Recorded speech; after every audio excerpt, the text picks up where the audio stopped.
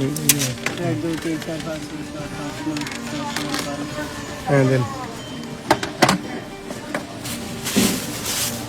সাগর পারে দাম হবে দিকা ভাই তো কতদিন দেন আননি মা কার দেন মাসি কোন ভাই ভাই দিলে বেশি দিতাছি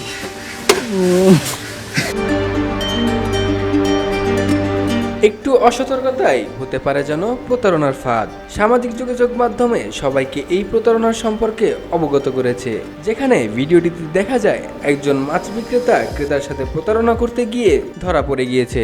প্রথমে তিনি বিক্রেতাকে উপরের মাছগুলো দেখালো, পরে যখন মাছ প্যাকেট করতে যাচ্ছিলেন ঠিক সেই মুহূর্তে তার প্রতারণা ধরা পড়ে। এত বুঝিনি হিসাব আনলে কারণ কি তার নারী গুণ কিলে দেন আল্লাহ মাসি গুণের কত চিনাল এ কি ভাই আবার কেন জিগুন কত সামনে গুণ দেন আমরা ছুই দেন নারী গুণ দেন মানে এই দুটো ফ্রি দিব আর ছোট ডিম খান কিরো নিচে টেয়ার কোনা সমা দারস সব একই ভাই ও নিছে এই আতে মায়ারে হিগুন দেন মাছ সব ভাই এক ভাই আর ভাই এখানে না আরে বুঝাই না মাসি গুণ দেন না আরে